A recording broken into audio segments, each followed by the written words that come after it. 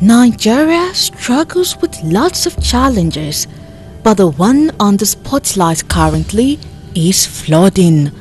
The north central and east is being ravished by flood, leaving thousands homeless, properties and investments worth billions of naira running down the metaphoric drain. Scientists have linked excessive rainfall to climate change, which is triggered by carbon emission in the atmosphere. But this is what you probably don't know about the flooding in north central and east. In September, the National Emergency Management Agency and the Nigeria Hydrological Services Agency informed Nigerians that the Lagdo Dam operators in the Republic of Cameroon had begun the release of excess water from the reservoir on September 13, 2022. The agencies said they were aware that the released water might cascade down into Nigeria through River Benue and its tributaries, which is overwhelming communities that have already been impacted by heavy rainfall. Is this the fault of Cameroonian government? Hardly. The two countries had an agreement that Nigeria was supposed to build a dam, the Darsin Awusi Dam, in 1980s to cushion the effect of Lagdo's dam's excess water release. But up to now, the construction is incomplete, leaving many dead and displaced yearly. 2022 seeing the worst flooding since 2012. And 40 years later, the failure to completely construct a dam will cost the nation trillions of naira yearly. This is Firecrackers.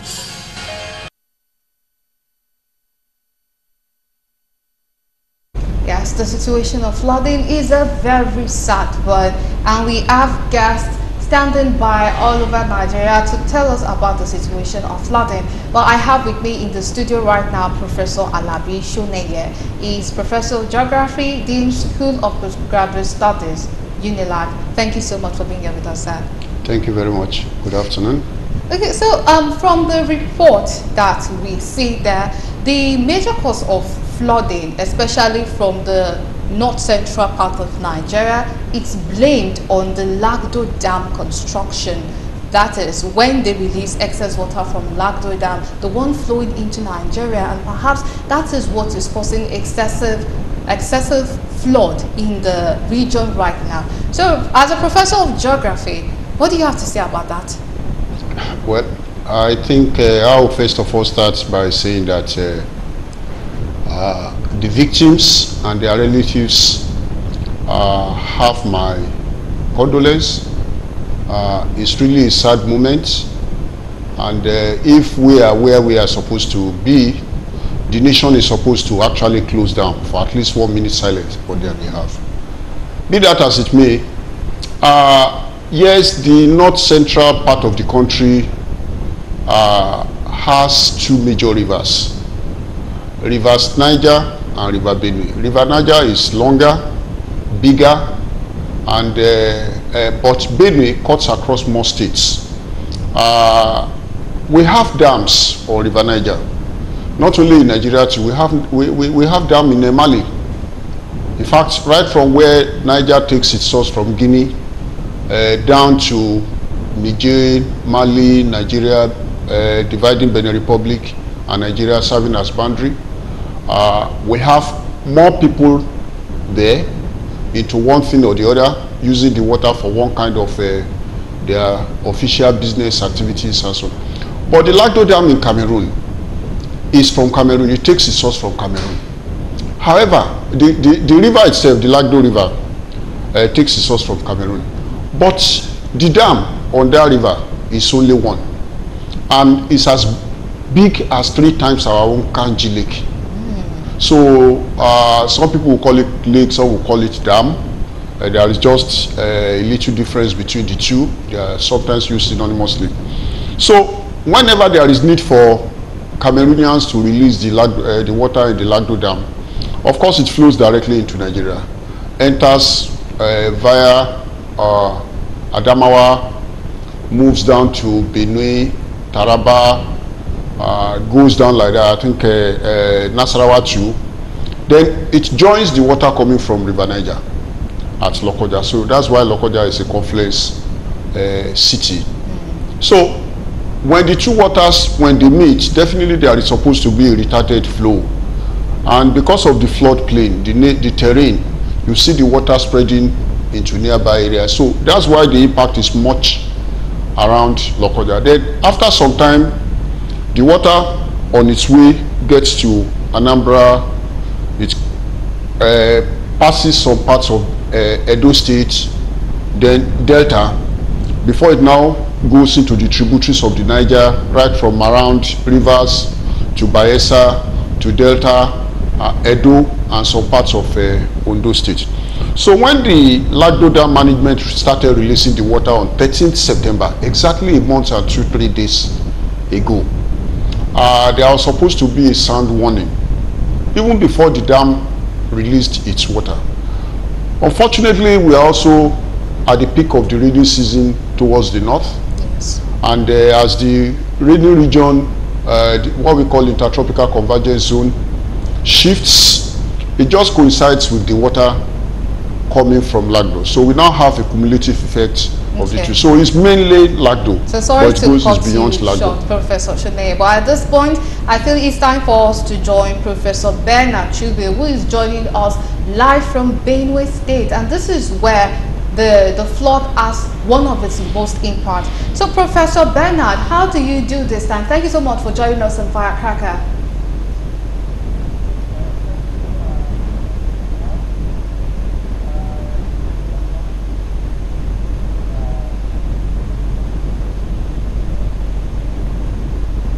Oh, okay, it seems we do not. Okay, yes, I can see you now. Okay. The devastating effect of the release of water from the Lagdo Dam upstream of River Benue. And as the other guest is saying, the water cascaded down into Nigeria through Adamawa State, then Taraba, Benue, Nasarawa, Kogi, and then Anambra, and then downstream to the Atlantic Ocean. As we are talking now, thousands of hectares of rice, other crops have perished. Houses have completely submerged. Even here in Benue State University, I'm talking about part of the university land is already submerged. And I think this is a worrying disaster, a worrying issue, because similar thing happened in 2012. And the federal government conducted post-disaster need assessment, and the estimated cost due to losses and damages was estimated at 2.6 trillion naira. The number is the 188-page report, and the amount was almost 53% of the annual budget of the country as of 2012, which was 4.877 trillion naira. So you discover that this flood is a big disaster, a very huge disaster that portends danger to the socio-economic development of the country. And I do not understand why, since 2012, the federal government waited until a similar thing happened in 2022. You know, nothing has happened. No dredging and no buffer dam constructed downstream of the Lagdo Dam. Similar to what happened on River Niger, where Kainji Dam was completed in 1968. And then the Kufa Dam, Jepa Dam, which is about 100 kilometers downstream, was constructed. The essence of the Jeba Dam was to serve as a buffer dam to the Kainchi Dam, so that if there is this sudden release of excess water, then the buffer dam will be able to manage it. But on the River Benue, it's not the case. The Lagdo Dam was completed in 1982, and I think there were proposals of 2 dams in the 80s, one in former Gongola State and one in Benue State, and nothing has happened over the past 40 years. And if no buffer dam is provided and no attempt by the federal government to dredge the river Benue to increase the depth of the river, which has been drastically reduced due to siltation, this flood disaster will continue. Based on the pattern of what we have. Unfortunately, we do not have so much time, and we still have a number of guests that we have to interview, but we really thank you for giving us your input, and really our condolences to families who have lost loved ones in the flood happening in Benue, and also to families who have lost a lot of money in that flood. Thank you so much for being part of the program, sir. Thank you very much. And now, talking about losses, one could only imagine the amount of money the Federation would have lost to this flood. And now I would like to invite Professor Sheriff Dean Teller, who will be joining us live from Ogun State. It is also gathered that there are floods happening in that state. Professor Sheriff Dean Teller is a professor of economics. He is an economist from the Olabisi Onabanjo University. We thank you so much for joining us on the show, sir. For having me here. So straight to the business of the day. Although every Nigerian knows, it's just like a sixth sense, that the Nigeria is going to lose a lot of money from this flood. But from your own expertise, from your own point of view, just how much damage would this cause to our economy? Actually, we cannot quantify it in terms of money alone. We have to quantify it in the context of even the lives that have been lost. We carried out a research and see that there is need for us to have buffer dam. That was done long ago, because the cost then will be different from the cost even now. Now that we are even down in terms of revenue, I think it's one of those areas where we don't have plans, and then we spend using impulse. It's unfortunate that this thing is happening now, because a lot of things have been lost, not just life, not just money, but also time. And I think that this should not end here. People are listening to what we are saying now. People in government are listening to what we are saying here, and I think that need for them to know that they have to address issues. For example, if this thing has happened 2012 and 10 years after, you can imagine the kind of loss, because the magnitude is different this year. It's not as if it has not occurred thereafter, after that 2012, but the magnitude is very high, and we don't know what is going to happen in another 10 years from now. I think that it's a loss of money. Trillions of naira must have been lost over time in this particular incident. And I think that there is need for us to always take action immediately we have identified a particular problem. It's unfortunate, but that is what whether we have money or we don't have money now, we have to make sure that we get things going. It's one of those things that even we can get international support to do the needful. It doesn't need to come all the way from our own fund. But sometimes when we even get the fund, we misapply the fund to some other things. But if we are able to get grants, and there will be grants for this kind of thing, because it has to do with environment, I think that the Nigerian government should sort for that kind of grant to be able to start working on this before another disaster occurs again. We have lost lot of lives, lot of money, in millions of dollars and trillions of naira. So there is need for us to for the government to actually take immediate action. We should not just say, oh, this one will go away. It will go away and it come back again. It occurred 12 years ago. It's now occurring again, and many lives have been lost. So we cannot quantify it.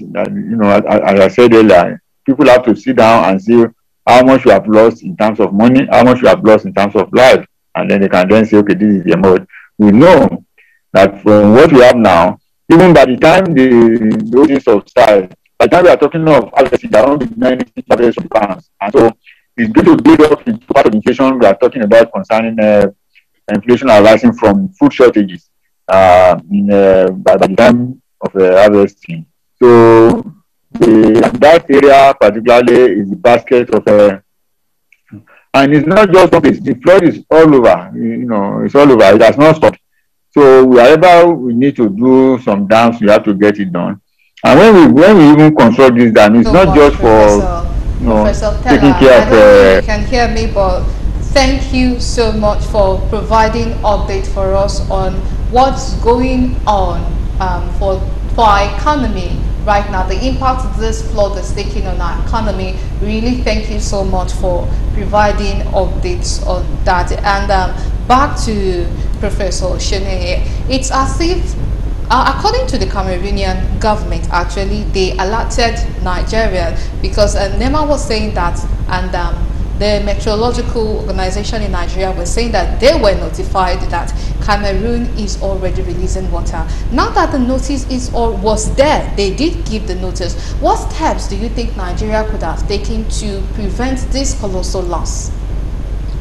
Well, normally in disaster management, we always talk of four things. Okay. First is the prevention, which involves warning, doing some predictions of what will happen, or even getting information to the people, mobilizing people to get ready. Then there is the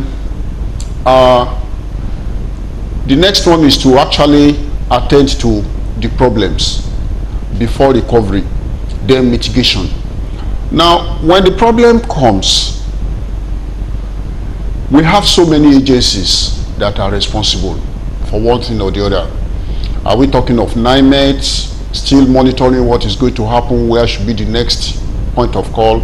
Are we talking of the Nigerian Hydrological Association Agency, the Federal Ministry of Water Resources, the River Basin Development Authority, National Orientation Movement Agency, and all of them? I think the synergy between this and their state counterparts and local governments still needs to be firmed up. Okay. Yeah, the NEMA got the information, passed the information across to some agencies, but what was actually done locally?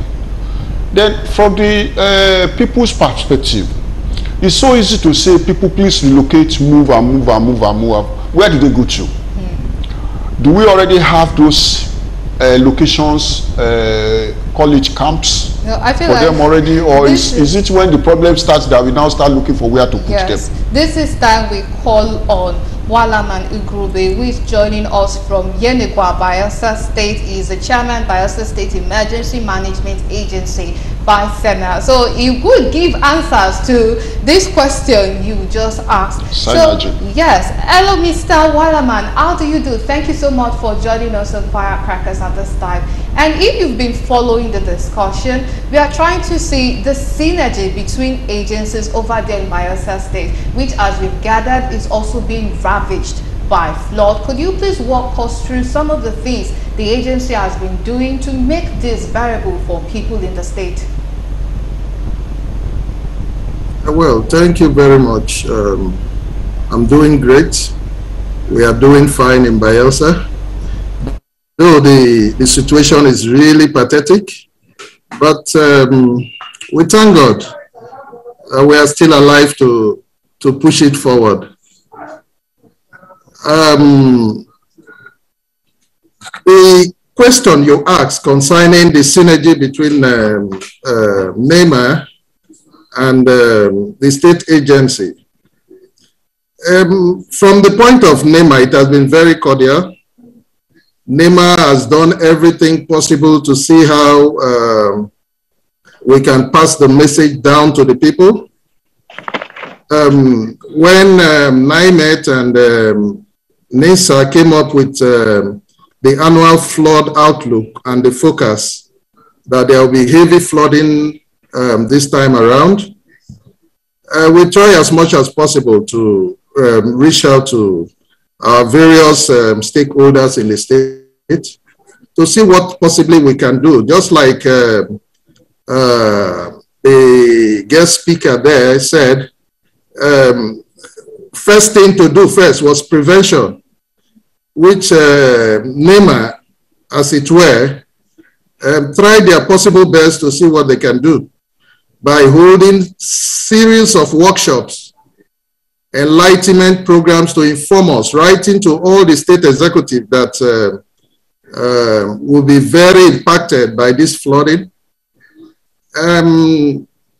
We did a lot, but just like the guest speaker said, there is more to still be done concerning the state government early preparedness, because in a state like Bayelsa State, where whether we like it or not, every year is a ritual that there must be flooding. Whether the Lagdojan is released or not, we are prone to flooding in our areas because we are just at the coastal, around the coastal part of. So whether we like it or not, it's something that we must do every year to prepare for the flooding. And we need to do so much, more especially in my state, Bayelsa State. The preparedness, I think, is not adequate enough. Though we need some support, like international support, to come and help. But first thing first, we must prepare ourselves that whether we like it or not, there must be flooding.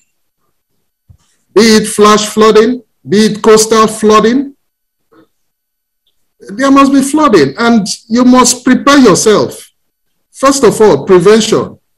And before you can talk about mitigation, early preparedness is the key here. Because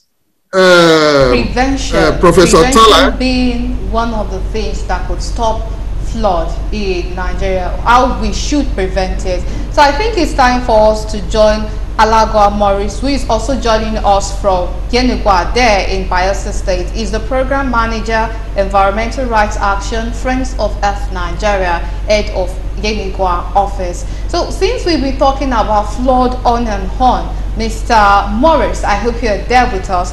Could you please give us some ways, some prevention tips that we could use to prevent this flood, especially in Bayelsa State, which seems to always be hit hard by flooding in Nigeria?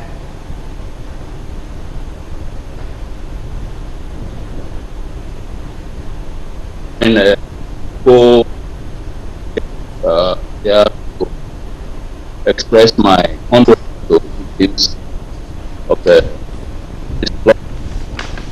As a matter of fact, 18, after monitoring that monster flood following the previous one, beginning from 2012, the Environmental Rights Action wrote, after extensive monitoring of the flood, wrote to the Governor of Bayelsa State, recommending the establishment of a Flood and Erosion Commission, which will face head-on the issues of flood and erosion.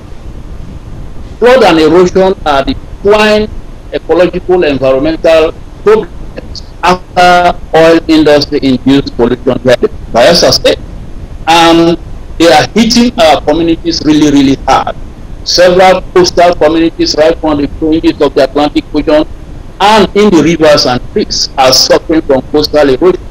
And we know that in the 80s, late 70s, 80s, when Hikmel Bodokilo was the governor of Rivers State, he did certain things that prevented coastal erosion in some communities like Okoti and Sagama the communities, even in his community, Emakalakala. Also in another community where he wanted to give the community's generator, the community said, please, what we need is some feeding of our community. He said, is that so? He built the community and provided low-cost houses for them. And 2004 did not even affect that community. It became a safe harbor for other neighboring communities. And so, there are things that state government could do on their own, even though this is also huge in our normal flooding. There is 2012 flood coming up to 2018, and this current one is the elephantine monster flood that we need to put the blame straight on the federal government for abandoning the buffer dam that was supposed to be constructed after Cameroon started the Lado. This is very critical. If we are holding our state government accountable for not doing the needful here, and we leave the federal government that brought about lockdown during the pandemic, COVID-19, and did everything to stop Nigerians from moving around, could not do anything about this monster flood. It is really, really regrettable. And like other speakers have said, people are not who joins us live from Yenigua, Bayelsa State. Thank you so much. Oh my, I am very sorry. I'm so sorry about that. But unfortunately, we do not have much time on our side, and it's about time for us to round up the program. So we really thank you for joining us on the program. So Professor Alabi Shoneye, we really thank you for being part of the program too. So maybe just in a sentence, here in Lagos State, what is the #1 thing you would say we should do to prevent cases of flooding? Because Lagos State too is a flood-prone state. In one statement, I would say that every hand must be on deck. The government, the stakeholders, the regulators, and the humanitarian services providers, they should all be ready to assist as much as possible. All right, thank you very much, sir. It has been a joy having you on the show. Thank you so much for taking time to be here with us. And this is where we'll be drawing the curtain close on today's episode of Firecrackers. I hope you have learned much, and it's really important for us to take care of our environment. So my name is Irebami Salako. See you same time next week. Do have a wonderful week ahead.